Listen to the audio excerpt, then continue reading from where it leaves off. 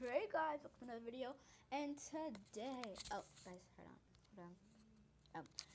And today it's Sarah here. And today we I am technically gonna react to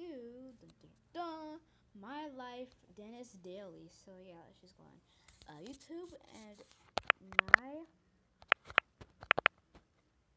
hold on, draw my life. Because those things like visually like entertain me. Those are the things that entertain me. This one. My name is Dennis, and honestly, I'm a pretty normal guy. This won't be a story of how I dealt with extreme hardships or how I overcame some tragic situation, but rather a story of discovering who I am and my journey so far. Okay. So let's get into it. I was born on June Nice 5th, belly, by the way. 1996 in Canada. More specifically in Alberta, and even more specifically in the city of Edmonton. I like how he says, like specifically and then more specifically and even more specifically. I like how he does that actually. At the time, I was the youngest in the family, and before me was my brother, who is 2 years older than me. My mom and dad both immigrated from Ukraine, so they spoke both Russian and English to us. Cool. My parents didn't have much money, but we were getting by just fine. When I was about 3, we moved to Nashville, Tennessee. My mom was working, so my brother and I attended a preschool. This is where I had my very first memory. All I remember is me drawing all over the chalkboard with a red marker, and the teacher got really mad at me. The memory immediately ends at that point, which technically makes that one moment the start of my whole life. When I was 4, my dad got a job as a math professor at the University of Manitoba in Winnipeg, which is back in Canada. We got a house there, and I started going to kindergarten. This is where my story truly begins. I made friends with this one kid who didn't talk, at all. It's like his Everyone thought there was something wrong with him, but one day we were playing in the sandbox and he started talking out of nowhere. After that, we became best friends. Right from the get-go, I was extremely creative. Throughout kindergarten and grade 1, I would draw dozens of comic books. My teachers were really impressed with them and even asked me to share them with the whole class. About once a week, I would have a new comic book made, and the entire class would come sit on the floor, and I would read out loud and show them every single page. There was even a little box in the class that had all my books for kids to come and read one whenever they'd like. Eventually, though, kids became too cool to read my comic books, I get that one. so I stopped making them. My whole life, up until very recently, has just been me trying to fit in. I've always had an obsession with being cool and fitting in, and I would do things that weren't really me. Because of that, I became a pretty bad kid.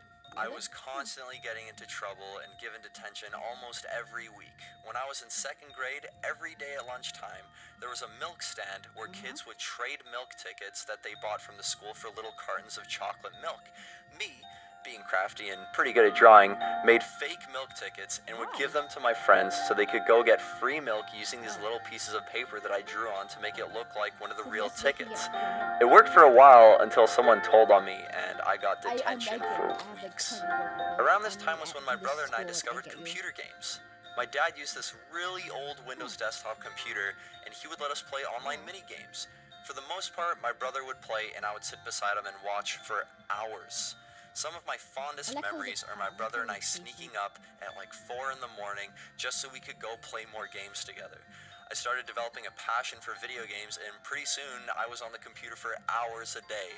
It was around this point where I realized that one day I myself wanted to make video games. When I was about 10 years old, I lost pretty much all my friends from elementary school. There was no specific reason. They ended up becoming the popular kids, and I still had my best friend. Cool. We met a couple other kids that were a lot like us, and we all stuck by each other. Throughout the next few years, I was really quiet and kept to myself, and so did my friends. When we hung out, we would laugh and scream and make really weird noises, but when we were in public, we were pretty much the exact opposite. We were never really bullied or anything. We just kind of kept away from any sort of drama or tension. The only thing people did know me for, though, was my videos. And no, not my YouTube videos. I mean my video projects that we'd be assigned in class. If any teacher ever announced a video project would be coming up, kids would all be really excited to see what I put together. Some of my best memories from school were when kids would laugh and compliment me after watching my movies in class. Keep in mind, I was very quiet, so it was a pretty big deal for me to be getting this much attention. Then high school came. Oh, My high parents school. insisted I went to a private I'm in school, which fourth was grade, but I'm really gonna go far to away middle from the school. public school all my friends were There's more going grade to. left, and then It really sucked at sixth first, grade. but it Next forced school. me to really step out of my comfort zone and meet new people. I didn't have anyone. It was one of the first Yep. times in my whole life I truly felt on my own. I had this idea that since nobody knew who I was, I could be whoever I wanted to be. It sounds like a bad thing when I say I wasn't truly myself, but really, it wasn't.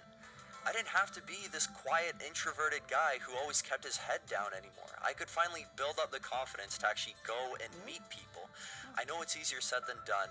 Stepping out of your comfort zone is one of the hardest things to do, but all you gotta do is take that first big step. You need to forget about everything else in the world, in the entire universe. Just flush out like that little every kid in negative second grade. thought and focus all of your never forget. energy only on that one thing. Whether it be meeting someone or asking someone out, anything. You just gotta take that first leap of faith. And then the rest takes care of itself. On July 23rd, 2011, I made my first YouTube video. At this point in my life, I watch YouTube videos for hours every single day. One day, I decided I wanted to be a YouTuber too, so I downloaded a screen recorder on my slow, crummy laptop and made my first Minecraft Let's Play. After the first week, it got about 20 views, but that didn't stop me. Over time, But a lot of people, a lot of times people like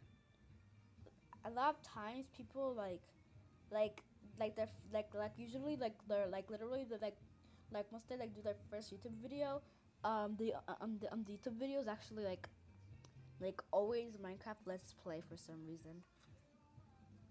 I watch that, and a lot of people play that for some reason. I don't know why. I started seeing the same people comment on my videos every time I made a new one, which meant I had followers. And this was enough to make me post a video every single day for over a year. Through this, I became a part of this small community of YouTubers who were just starting out and doing their own thing. This is how I met my friend Fletch, who I actually still work with today, but we'll get to that later. Around this time, I also met one of my best friends named Brayden. Some of you may know him as Coral. Little side note, this is the same time I met Sam and Gent. So anyways, Brayden and I both had small Let's Play channels and decided to be in a few of each other's videos. Pretty soon, we were talking and playing games together every day.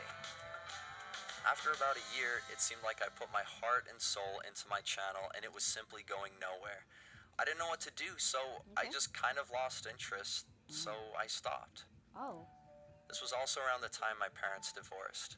My mom moved into a condo across town and my dad married my now stepmom, and her and my now stepbrother moved into my dad's house within a year. And the next thing I knew, I had a whole new family. At first, it was hard. This place that I knew inside and out and have lived in for over 10 years, all of a sudden, didn't really feel like home anymore. Don't get me wrong, I love my new family so much. It was just a lot to get used to. Constantly moving between my mom and dad's place, which were both across the city from each other, didn't really help. Since the dream of being a YouTuber was over, I focused my attention back towards making video games, and I took some programming classes in high school and actually got the highest mark in the class. I was still very creative, and around this time, was also really good at Adobe Photoshop, so the combination of all these things made being a game developer seem pretty promising. I applied to some universities, and the next thing I knew, I was one summer away from moving to British Columbia for school. Like most people, I was extremely nervous. I was 18 years old and was moving away from home for the first time in my life. I prepared myself by joining some of the university Facebook groups and tried to get an idea of some of the people I would probably meet. While browsing, I found this one girl that especially stood out. She was gorgeous. She was also living on campus, like me, and the next thing I knew, I moved to BC, met her at a party, and pretty soon we started dating. She was my first serious relationship, and I learned so much just through my time spent with her. She helped me realize I should do what I truly love and not work towards whatever career will make me more money or what is more accepted by society. I was starting to lose a lot of interest in what I was studying, and with distractions like video games and my girlfriend, by the end of the first year of university, I failed almost all of my courses. I was barely readmitted to the school. If you finished the year with less than a 50% grade average, you were automatically kicked out. My grade average was 51. At this point, I didn't know what to do with myself. I wasn't interested in my degree anymore. I was so behind school, and on top of all that, my girlfriend and I were moving back to our homes, which are in separate parts of the country, meaning we wouldn't be together for the next 4 months. We were still so in love and decided we would just get through it. We said goodbye, and I flew back to Winnipeg, knowing I was about to have to get through one of the longest summers of my entire life. On August 20th, 2015, my entire life changed. I didn't know it at the time. In fact, I didn't realize the significance of this day until about 6 months later. So you're probably wondering what happened on that day. Well, me, Coral, and Fletch, who is now our editor by the way, started making YouTube videos again. We decided we wanted to give it another try.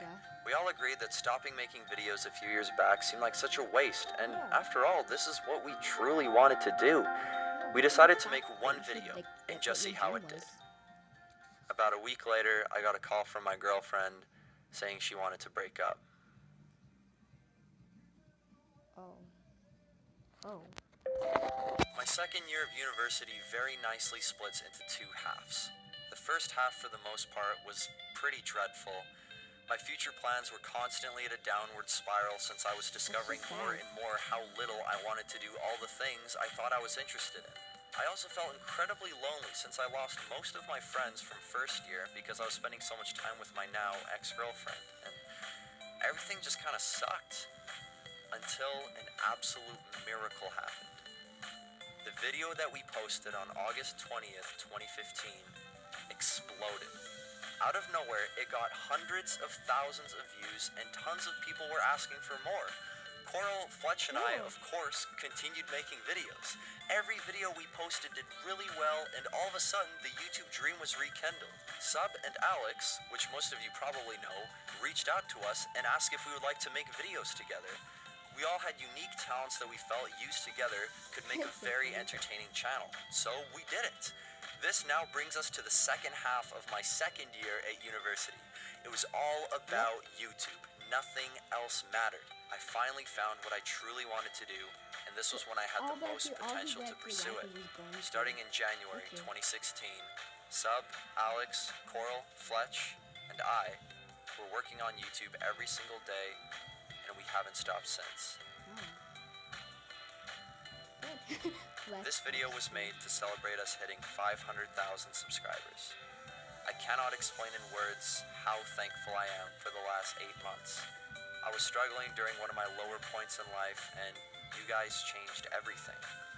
Each and every one of you watching my videos has brought me so much happiness. If this story has any moral, it's to never give up on what makes you happy. Your own happiness should be your top priority. You will face many situations in life where you need to weigh your options and choose if what you want to do is what is easier or more accepted, or to just do what makes you truly happy. YouTube is my happiness, and I hope I get to do it for as long as possible. Thank you so much, from the bottom of my heart.